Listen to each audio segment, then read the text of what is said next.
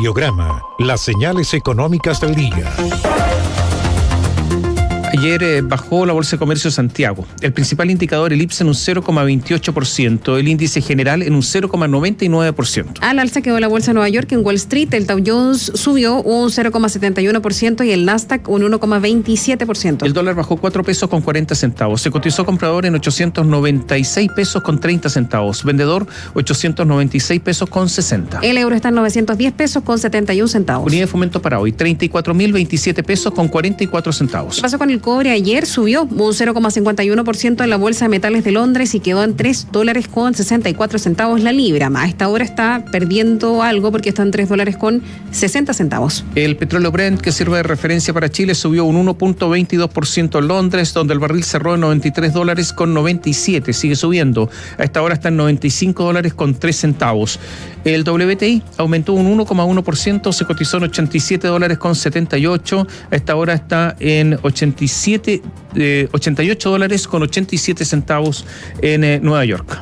El gobierno presentó ayer un paquete de 28 medidas pro inversión con el que pretende aumentar este componente en un 5% en 2023 y lo quiere hacer a través de incentivos tributarios, acceso a financiamiento y colaboración con el sector privado. En el empresariado valoraron los anuncios, pero pidieron mayor énfasis en seguridad y correcciones a la reforma tributaria. Joaquín Aguilera, buenos días. Hola, Joaquín.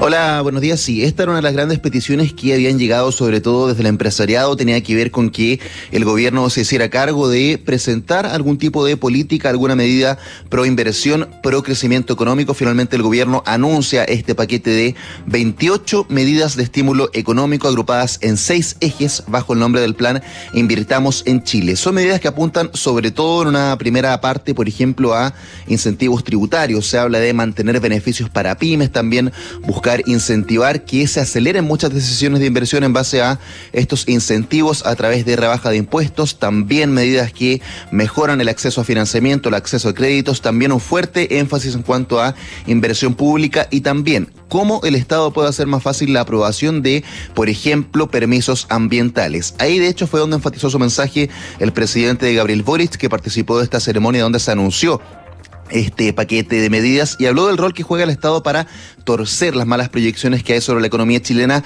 facilitando las cosas para el sector privado, pero siendo más eficientes, manteniendo en todo caso los altos estándares que pretenden como gobierno.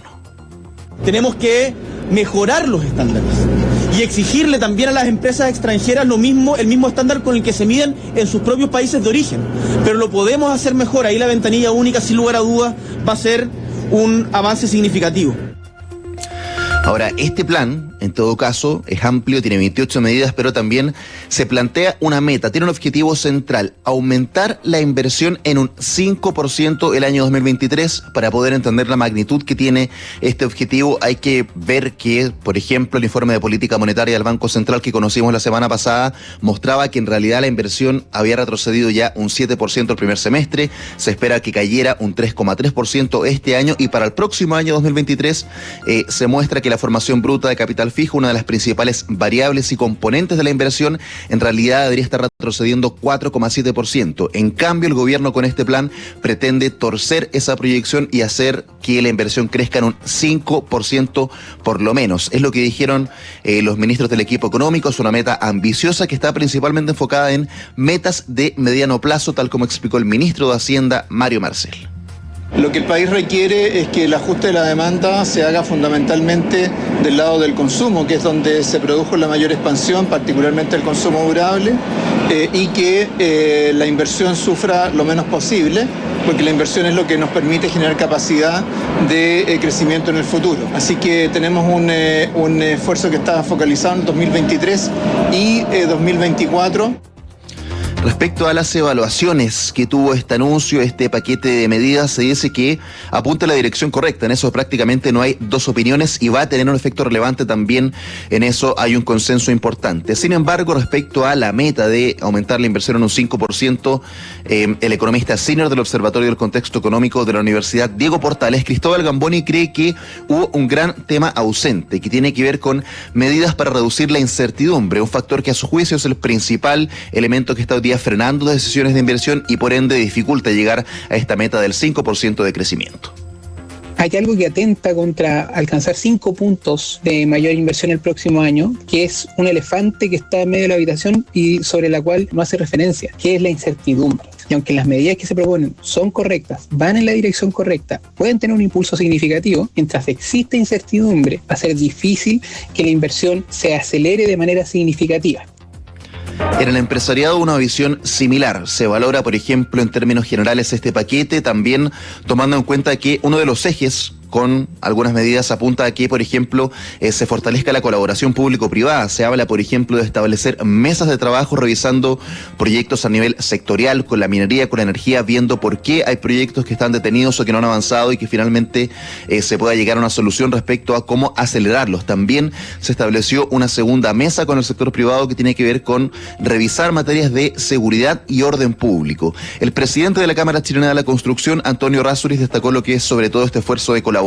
Dijo que hay que fortalecer el diálogo público-privado para poder salir adelante de este escenario económico negativo, mientras que Richard Bonapen, presidente de la SOFOFA, dijo que esto es insuficiente y de hecho hace falta un mayor énfasis en materia de seguridad.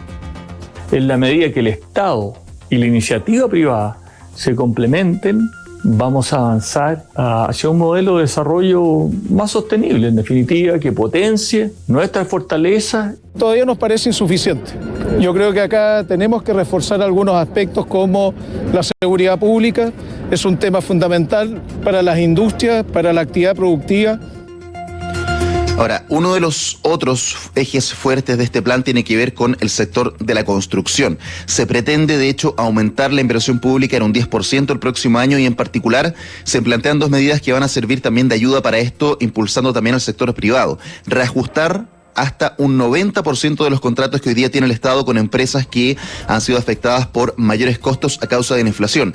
Hay una situación que también venía anunciando hace mucho tiempo el gremio de la construcción y es que hay empresas que habían iniciado algún proyecto hace 1 o 2 años atrás y que finalmente por el avance de la inflación, el impacto que tuvo con los materiales de construcción han hecho que los costos que habían pactado inicialmente con el Estado se descuadraron completamente y eso hacía que hiciera necesaria una revisión de aquellos costos. Finalmente el Estado se abrió a esa posibilidad. El Ministerio de Obras Públicas va a reajustar hasta el 90% de esos contratos para hacer que finalmente esos costos puedan ser equivalentes al aumento que ha provocado también la inflación. Eso haría que finalmente estos proyectos puedan salir adelante y también puedan finalizarse.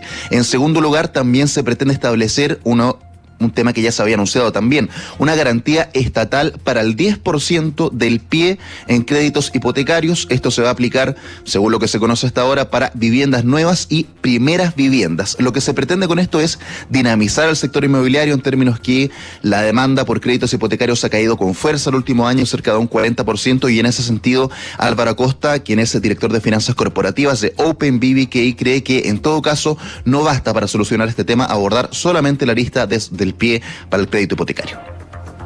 Hemos evidenciado que la necesidad de ayudar a las personas a calificar no solo pasa por ayudarles a poner menos pie, sino también debe ser una estrategia más integral, concentrarse en un menor pie, en una tasa más baja y en un plazo mayor. Solo ocupar una de las tantas ideas y ejemplos mundiales que existen en esta área es considerar una medida de corto plazo que no tendrá el impacto suficiente para poder reactivar de una forma notoria el mercado.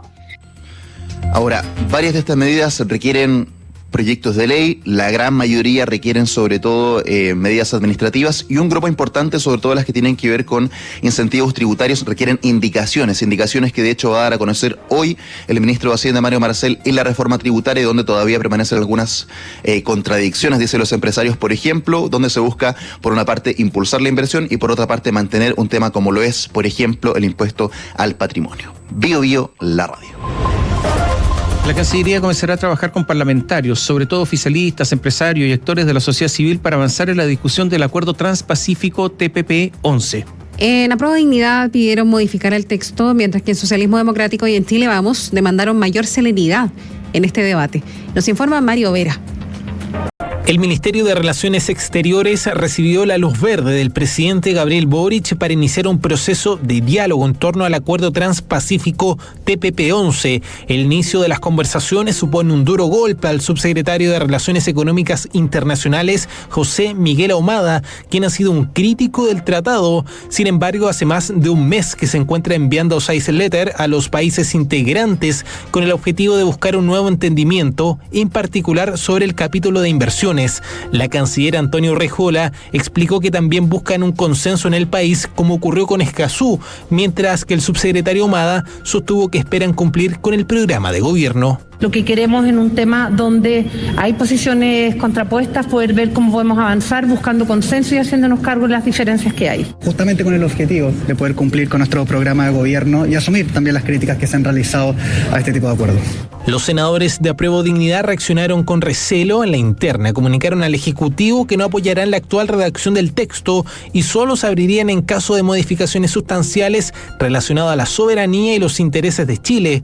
Así lo hizo saber Esteban Velázquez de la Federación Regionalista Verde Social, y en paralelo el independiente Carlos Bianchi cuestionó a las autoridades. Y si se mantiene la eventual hegemonía de este otro tipo de economía, indudablemente que estaríamos lejos de respaldar cualquier tratado. Pero lamentablemente el gobierno está acostumbrado a dar cambios y giros, y esta es una nueva voltereta. En Socialismo Democrático y Chile Vamos existe una mayor apertura. De hecho, valoraron ampliamente la señal. El senador del PPD, Ricardo Lagos Weber, apuntó a la necesidad de los estímulos económicos, y su par de Renovación Nacional, Rodrigo Galilea, sostuvo que es una gran noticia para el sector exportador.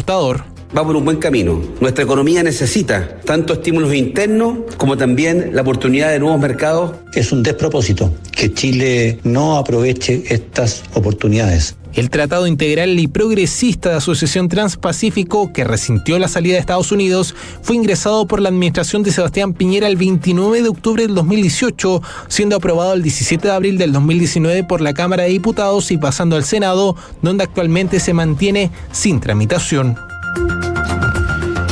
Hablemos acerca de la reforma tributaria, porque la Comisión de Hacienda de la Cámara de Diputadas y Diputados ya asumió el retraso en el ingreso de indicaciones a esta reforma, la tributaria, y hoy martes el ministro Mario Marcel solo presentará lineamientos centrales de esos cambios. Desde hace 3 semanas que comenzó un trabajo conjunto entre asesores de parlamentarios y el ministerio, pero no fue hasta que la oposición amenazara con bajarse de las conversaciones, acusando de que no estaban siendo escuchados, que las reuniones comenzaron a rendir frutos. La oposición pide medidas pro inversión y beneficios para las pymes, pero también llama al Ejecutivo a abandonar medidas como el llamado impuesto a los superricos, cuestionando su capacidad de recaudación. Frank Sauerbaum pide créditos tributarios para las empresas altas en capital y extender la ley que establece medidas para la reactivación económica que vence el 31 de diciembre.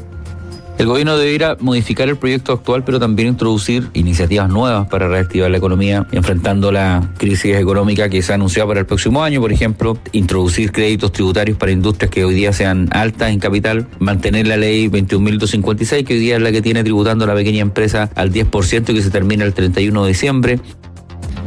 Chile Vamos siente su posición fortalecida tras el triunfo del rechazo, pero además asegura que ha encontrado críticas comunes junto a los diputados Ricardo Cifuentes, que milita en la Democracia Cristiana, y Carlos Bianchi, que es independiente del Comité PPD. Este encuentro se da en un tema clave. Si la oposición considera insuficientes los cambios, van a pedir que se separe la reforma tributaria y se prioricen temas de elusión y evasión, además de eliminación de exenciones, que harían más viable el proyecto.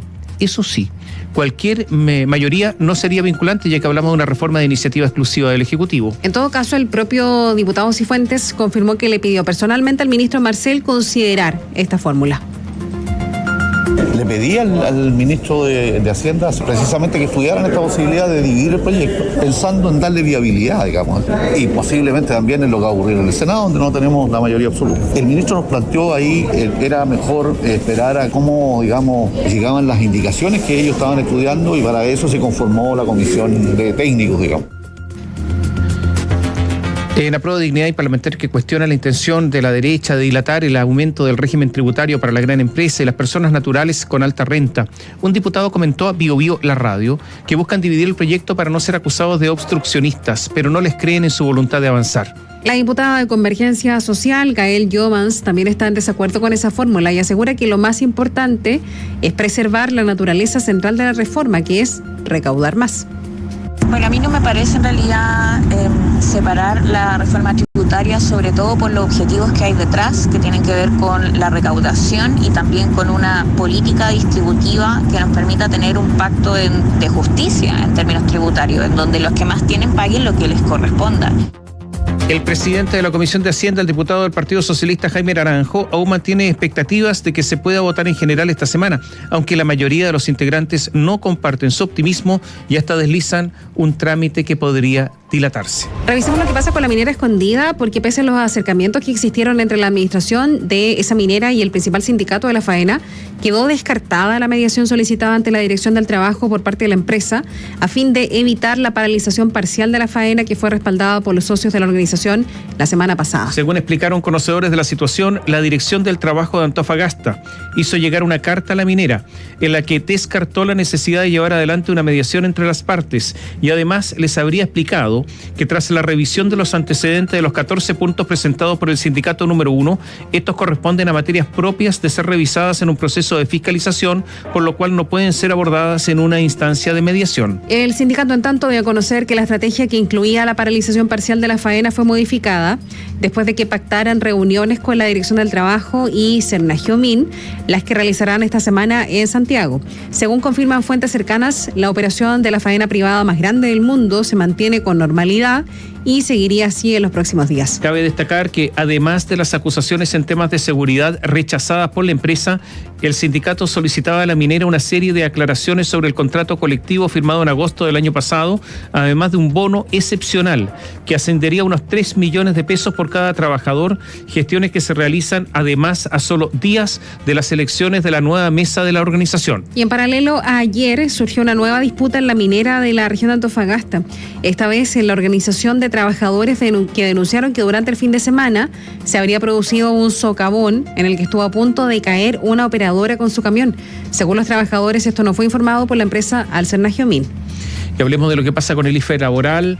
El 5 de octubre del año pasado, y en reemplazo del IFE universal, ustedes lo recordarán, el gobierno del entonces presidente Sebastián Piñera lanzó el IFE laboral, un incentivo económico y un beneficio directo para los trabajadores que apunta entre un 50 y un 60% de la remuneración bruta mensual y que busca impulsar la contratación formal de trabajadores. El beneficio se entrega directamente al trabajador siempre que su remuneración bruta mensual no exceda de 3 ingresos mínimos mensuales, actualmente 1.200.000 pesos. Y en el actual gobierno la extensión del IFE laboral estuvo fijada inicialmente hasta mediados de año, con algunos roces entre ambas administraciones, dado que el anuncio excedió el periodo presidencial, y luego se amplió hasta el 30 de septiembre, fecha en la que terminaría si es que el Ejecutivo así lo decide. Tras un pique en mayo, en que los nuevos beneficiarios superaron los 119.000 desde junio, los requerimientos por la bonificación han anotado descensos, cerrando agosto con poco más de 72.000 trabajadores beneficiados.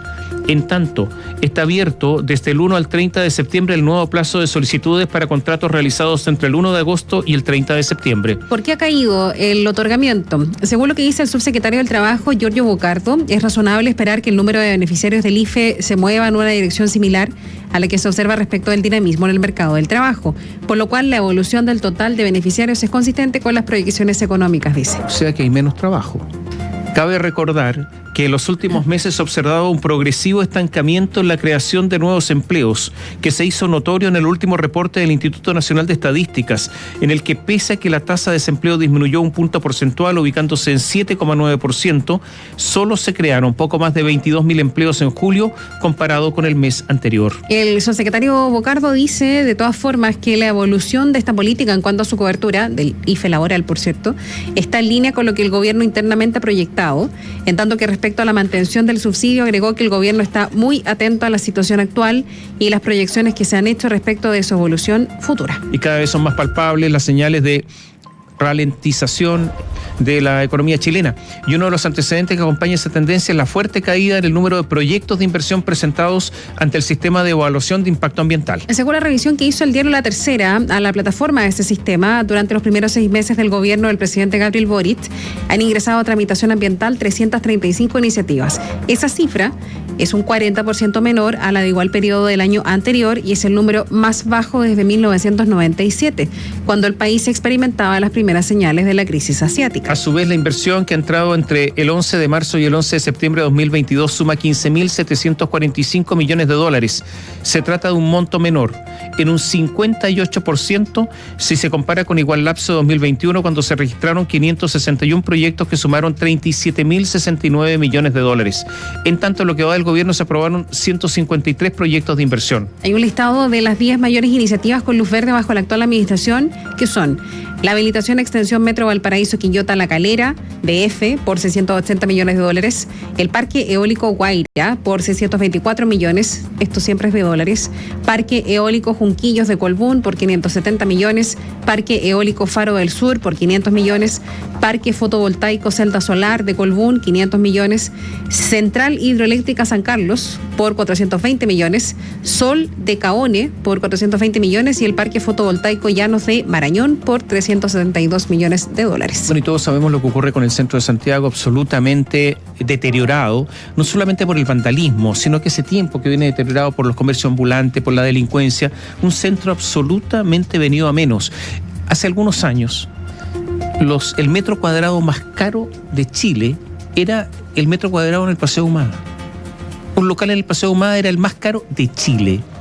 Hoy día totalmente a la baja. Los saqueos a locales comerciales ocurridos en las comunas de Santiago y Recoleta durante la conmemoración de los 49 años del golpe de Estado cerraron una semana, donde la tónica en el centro de la ciudad fueron las movilizaciones estudiantiles y las estaciones de metro cerradas por los incidentes que derivaban de esas manifestaciones. Y después del triunfo del rechazo en el plebiscito de salida, la zona cero sufrió una nueva ola de violencia de la que ya lleva casi 3 años siendo víctima. Lamentablemente, desde octubre de 2019 hemos sido testigos de cómo actos delictuales siguen azotando a nuestro centro, dice Carlos Sublet, gerente general de la Cámara de Comercio de Santiago. Y él también afirma que desde esa fecha han dejado de operar cerca de 800 comercios establecidos en el centro de Santiago. A partir de la semana pasada, el comercio ha sido víctima de una nueva ola de violencia y vandalismo. Y si bien aún no se manejan cifras oficiales para toda la semana, solo el día domingo, Carabineros reportó más de 10 locales afectados durante la jornada, dijo.